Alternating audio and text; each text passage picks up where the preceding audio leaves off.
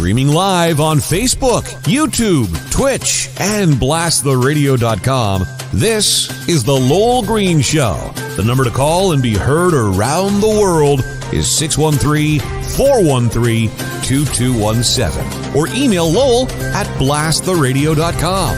And now, here is Lowell Green. And so you're going to get rid of that. We think it's a squirrel you have just over your head. Am I right on that? Whatever it is, it's a good bowler. I think it's got all of its winter's worth of nuts or something right up above me too. I'm surprised you haven't heard it on the show by now.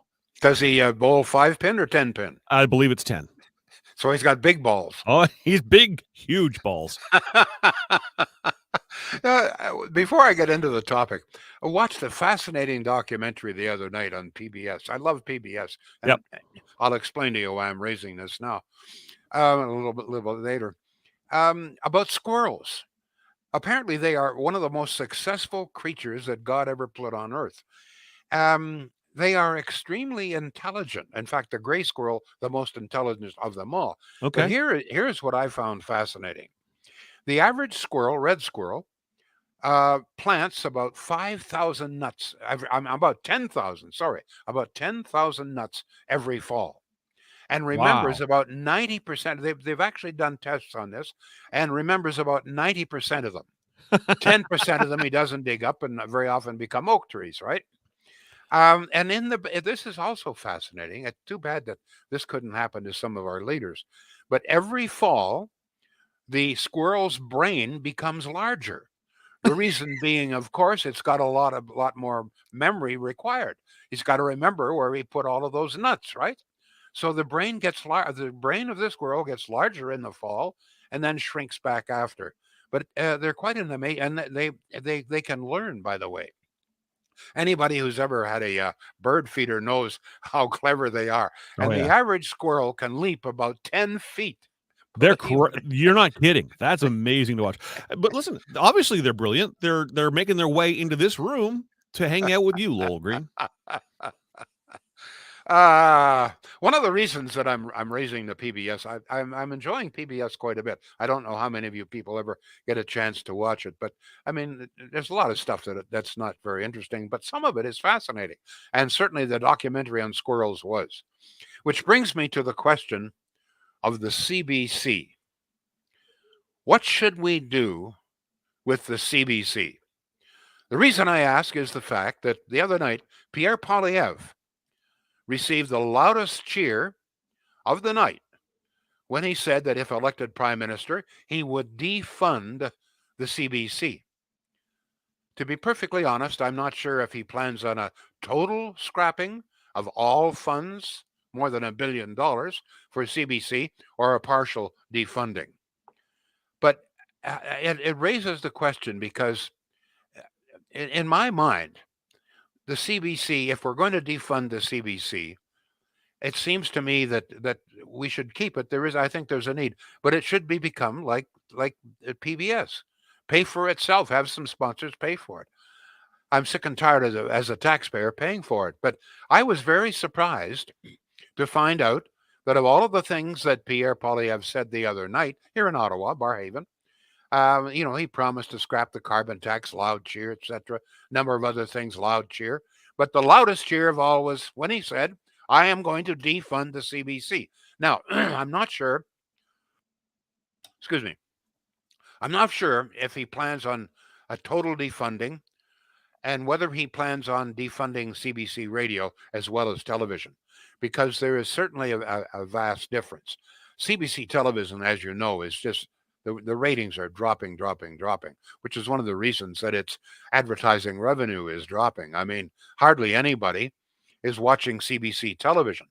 CBC radio, on the other hand, does very well. In fact, in many markets, including here in Ottawa, CBC radio has the top rating of all radio stations. Some 32 radio stations in English stations in Ottawa, English and French, sorry, and CBC is number one. And of course, one of the reasons that they're number one is that they have no advertising, which means that they're fully supported by the taxpayers. My feeling is that at the very least, I think there's a room for CBC radio. I think they perform a valuable service. I don't agree with their politics, but they perform a valuable service. And but it just seems to me that they should pay for themselves as the number one radio station in the cities, and this holds true with most cities in Canada. They would do very well. They could certainly support themselves and probably make a dollar or two. It just seems crazy that we taxpayers, particularly in a time like this, soaring inflation, high taxes, that we have to fund somebody that could and should be paying for themselves. CBC Radio could surely pay for itself. I see no hope for the CBC television, on the other hand, ever paying for itself. And thus, my feeling is we should create, or somebody should create, a kind of PBS paid for by sponsors. So my question is, what's your feeling? I know that some of you watch CBC television, and some of you listen to CBC radio. What's your feeling? Number one, with television, should we totally defund CBC television and make them go PBS or fund themselves somehow or other? What's your feeling there? Or should the public, that's the taxpayer, you and me, should we continue at least to partially subsidize? And as far as CBC radio, do you agree with me that they should be paying for themselves and certainly could? As the number one radio station, they could become quite profitable. So I'm going to split the question into two parts. What should we do, in your opinion? Don't forget, this is your television station, your television network. You pay for it. What should we do with CBC television? And the number two question, what should we do with CBC radio? Should we at least insist they sell advertising and pay for themselves? And in fact, let me extend this question even beyond that, okay? Should governments at any level be spending taxpayers' money propping up television stations, radio stations, newspapers, magazines, publications of any kind, including weeklies and internet broadcasts? Should the public in any way be subsidizing any of that? As you know, Trudeau now hands over about $1.2 or $1.3 billion now for the CBC. Last year, he doled out an additional $600 million for newspapers.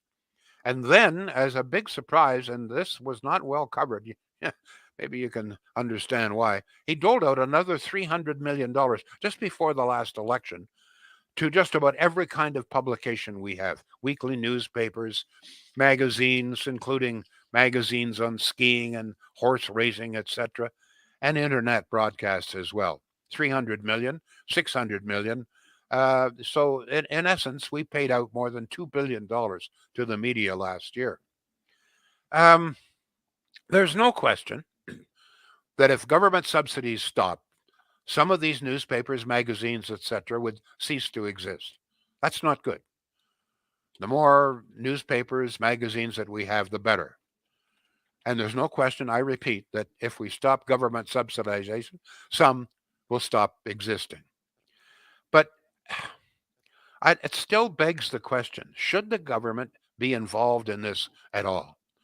When I started the Ottawa Sunday Herald, 1983, we did it on a shoestring, and essentially it was my own money and a bit of money from some friends, etc., etc.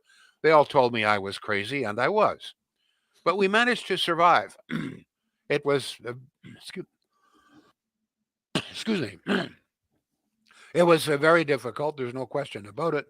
If Debbie, could you get me a glass of water, please? Oh my goodness, something's happened here. Mm-hmm. So at one point, I contacted the government, the local representative. He was the works minister at the time, and said, is there any chance that we could get some sort of subsidization? Maybe even, employ a few people? Absolutely not. The answer was very, very definite. And I'll never forget the words. There is no way that this government or any government, this is what he said, should be involved in subsidizing the media at any level. Thank you. Pardon me. Debbie, can I get a scotch? John has just asked for a scotch. Is there any chance? So the point I'm trying to make here, that the government was absolutely right. He said the government has no business whatsoever involving itself in the media at any time. And he was absolutely right. We managed to survive. It was very difficult. The Ottawa Citizen was a very mean competitor, did everything in its power to destroy us. But in the end, we survived and we sold to the Ottawa Sun and created what I think is Ottawa's #1 newspaper today. But we had to be very innovative. We had to make a number of changes. And this is what I believe with newspapers, or many of them today. And in most cases, they have refused to adapt. They have refused to change with the times. Their marketing is totally out of date.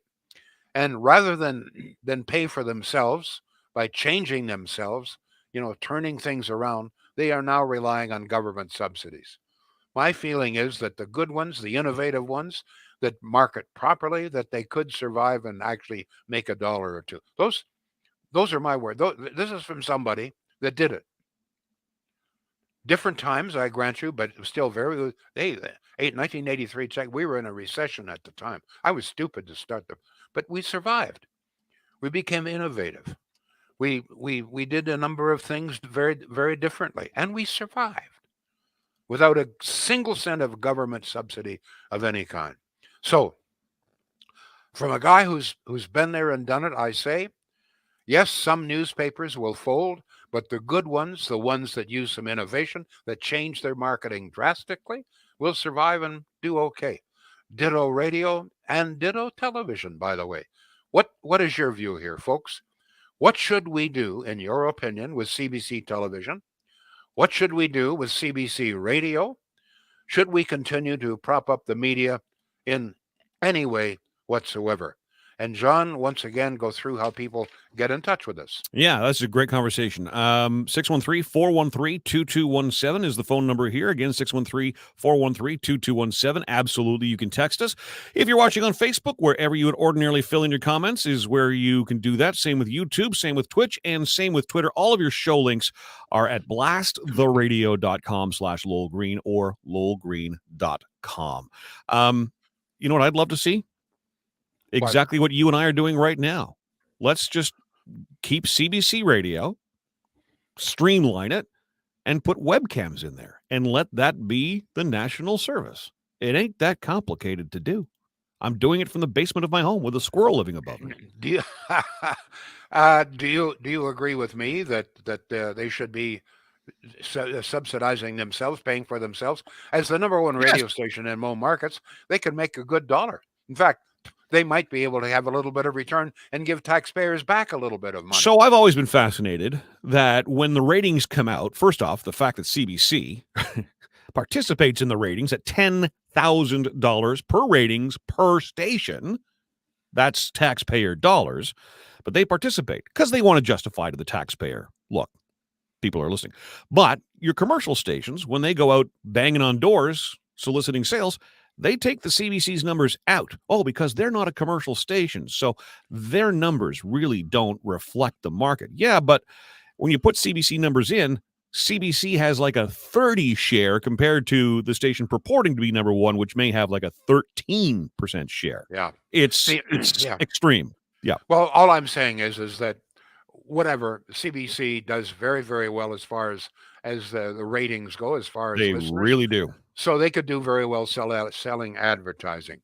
And in other words, I don't think we should subsidize CBC radio at all. I think they would do better, as a matter of fact. When you're compelled, you either, my grandfather used to say, root hog or die. That is, you send your pigs off into the forest and they had to root for bugs and bulbs and nuts and everything else, or die. So it was root hog or die. And if you have to root or die, then the real good people, they root and they survive, which is what we did with the Herald, by the way. So I just think that it's, first of all, I don't believe that governments should be subsidizing the media at all. There was Trudeau just a few weeks before the last federal election doling out an additional $300 million to virtually every weekly newspaper in the country, magazines, et cetera, et cetera. How do you rely on government largesse to survive? How do you expect to get free comment out of that segment of the media? I mean, that's just it. Media's role is to inform and criticize and hold the government to account and investigate on our behalf the things that appear to be untoward. But you know, but yeah, very true, absolutely. But they're a business, and I don't think that government should be supporting any kind of business. If you're good, innovative, you produce a product that people want and need, you will survive. Yep. If you don't have a product that people want or need, you will not survive. If you're not innovative, if you don't work hard, you won't. But the good ones, the cream rises to the top. Good businesses rise to the top and they survive. If you've got a, you know what, if you've got $1 billion or more from that, you don't have to be good. Why do you have to be good? Why do you have to listen to the public if you're going to get $1 billion from the government? All right, John, what have we got here? Yep. And competition makes you better. I'm here to tell you that. You know that, and I know that. All right. Laurentian Vuteri is watching on Twitch. He says, at the very least, cut back on staff in production at CBC. What John does alone on BTR, the CBC takes 15 people. Craig says, CBC, let it find itself. Sink or swim. Coraline is on Facebook. Yes, defund the CBC. Pauline, scrap the CBC. Let them make it on their own. Peter, sell off No, the wait, CBC. wait a minute. Excuse me. I just don't forget. There are two questions here. Okay. So one question is CBC television, CBC radio. So I would like it if people would address both because they're very, very different. Very, very different. CBC radio, there's no question, survive and thrive, but should they be forced to sell advertising? So, in other words, should we stop government funding of both? That's a valid question. But let's deal with both of them, radio and television. What do you want to do with television? What do you want to do with CBC radio? Sorry, John, go ahead. No, don't be sorry. Yep. Let's see. On YouTube, Hines says Bell Media owns CTV. They do just fine. Put the CBC on the private free market and sell it to private enterprise. Government-owned entities don't usually critique themselves. Very true. Canada just agreed to subsidize GM's electric vehicle business to the tune of several $billion. When will they learn? How long before they screw us over again and bail for Mexico? Absolutely. There is no bloody way, and this, by the way, includes my friend Doug Ford. There is no way that government should be subsidizing businesses. They say, well, it provides jobs and so forth. You know what? I repeat, if it's a good business, run properly, provides a product or service that people want and need, it will survive. The more government money you pump in, the more the inclination not to do a good job. Stop. The government should not be funding. If I were running, I would say I am opposed to the government subsidizing business in any way. Go ahead, please. By the way, the question was asked, how many stations does the CBC have? 750 transmitters across Canada alone just for their radio. That does not include TV. 700 radio stations. 750 radio stations. You see, they, as the number one radio station in most markets, they could be making a lot of money. Oh, yes. Instead of us having to pump tens or perhaps hundreds of millions of dollars, they could be giving us $100 million. I mean, the only reason Bell Media buys CFRA, et cetera, is they make money. I mean, CFRA used to make a ton of money. My God. Go ahead, John. On Twitch, Chrissy says, keep CBC radio. CBC TV have to find out how to watch Coronation Street. Then if CBC goes, maybe have to go to Shields for a new TV. You want to go to what about, but on the radio, do you agree with me that we should not be subsidizing CBC radio when it could and should be doing very well on its own, selling advertising? No, I know that, the devotees of CBC radio say, oh, we don't want advertising. That's why we listen to CBC. Well, that's fine and dandy. If you don't want them to sell advertising, if you're a listener, then I think you should have to pay. There was a time when, you had to buy a license, right? Remember that, John? Yeah, you had to buy a radio license. I think in Britain, I think you still do. Go ahead, please. Let's go to text here, 613-413-2217. This comes from Alberta.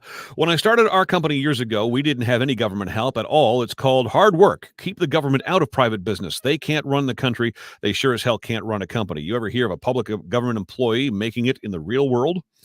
Barry chimes in to say, I miss the Friendly Giant. It, besides Dragon's Den, are the only really good TV shows they have done. Front Page Challenge wasn't bad either. No subsidy for either radio or TV, says Barry. But you see, if there are some programs on CBC worth preserving, then they will be preserved. If there's a need for it, either, in all probability, one of the other networks will buy it, or create a kind of PBS where you have the really good programs, but find the PBS survives. People donate. If you want the CBC television, you have some programs there, then you pay for it. Why? Sure. You know, 90, I would say roughly 90% of Canadian public hardly ever or never watch CBC television. So why should they be compelled to pay for the 10 or 15% of people who have one or two programs that they like? I'm going to tell you, and I've said this before and I'll say it again. A number of years ago, Mike Duffy, Lowell Green, and a couple of other guests had a program on CTV called Sunday Edition. It was at noon on Sundays for an hour. It was very popular. We had, on average, 500,000 or 600,000 viewers. One program, I got paid. I think it was $50 for it. So it was, it was. I mean, it was a shoestring. Probably the whole program. I don't know what Duffy got, but the whole program probably cost peanuts. Do you know what? That one program with Lowell Green and Mike Duffy had more viewers than the entire CBC television network during prime time at night today. Honest to God, have a look at the ratings. It's unbelievable. Go ahead, please, John.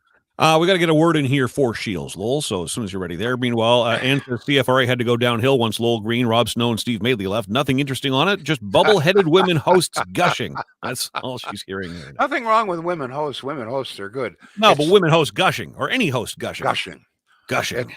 It's the secret is knowing what's going on and have a full understanding, and having the guts to ask the tough questions, knowing you may get smashed in the face at any time.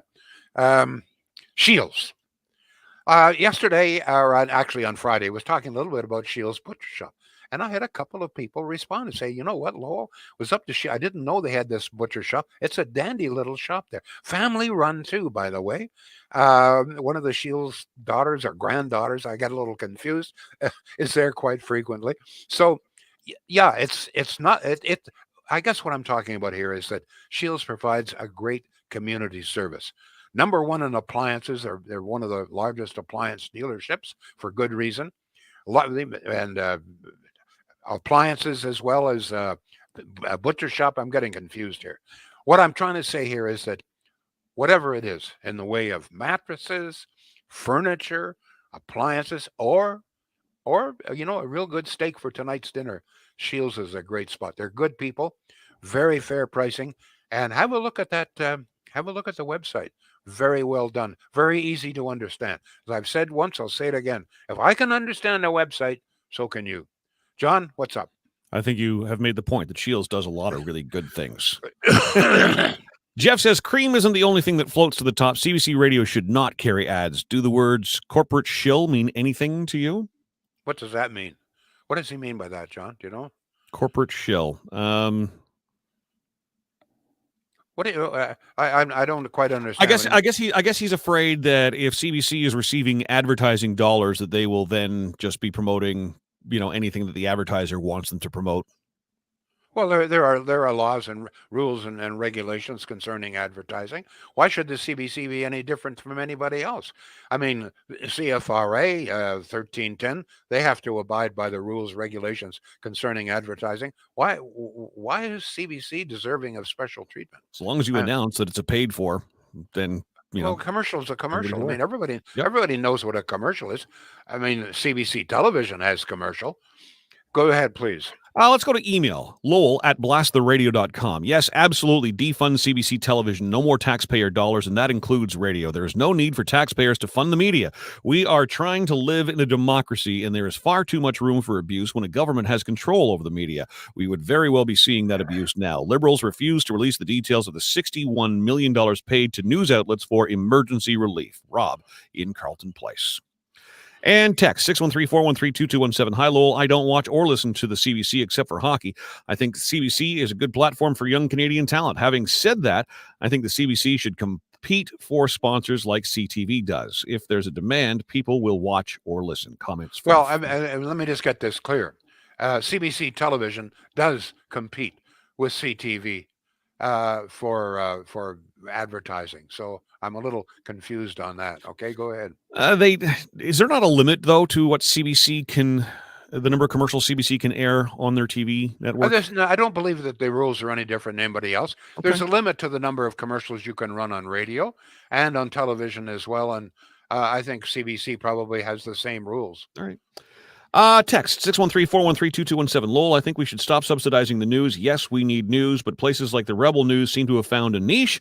I'm sure no funding the other side of their story will get their news out as well. I bet you, talking about Rebel News, I have to note that almost every other media outlet, even online broadcasts, etc., except mine and yours, John, and the Rebel got government money. Can you imagine? Can you imagine Trudeau giving Rebel News some money? Oh my goodness! No, but I mean, you know what? He In a doesn't way, even give them the time of day. but in a way, though, it's an illustration of one of the problems of doing this. The government gets to pick and choose who they support.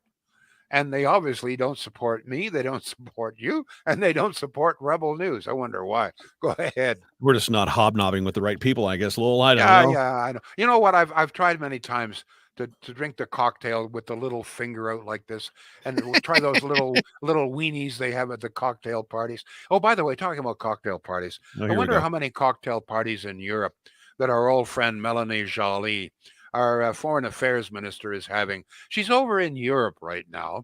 She's discussing with European leaders apparently what to do about Ukraine. I mean, what a bunch of SOBs. Talk, talk, talk. Yeah, let's have a meeting. This is a really good excuse to fly over to Europe. Let's talk, talk, talk. And instead of talk, why the hell don't you do something? I mean, geez, give them some airplanes. Give them whatever the hell it is they need to beat the Russians. I mean, we just talk, talk. There's Melanie Joly, I guess, along with some other leader over there talking. They're having nice little meetings, with their little cocktails and, bow ties and everything else. Meantime, innocent civilians are being tied hand and foot and shot by the friggin' Ruskies. Go ahead. Just a note to the listener. We have a lot of comments on the show today. If yours does not make it on the air, that does not mean we didn't read it. I will cut and paste every single one of them into the email, and I send that to Lowell at the end of every single broadcast, so he will read them. To text, 613-413-2217 says, Peter, no, the public should not be funding the media in any way. Here's an email to Lowell at blasttheradio.com. Regarding the CBC, I used to watch CBC TV, but they just seem to be so biased and defensive of anything the Liberals do, it has become unwatchable. So I suggest the following.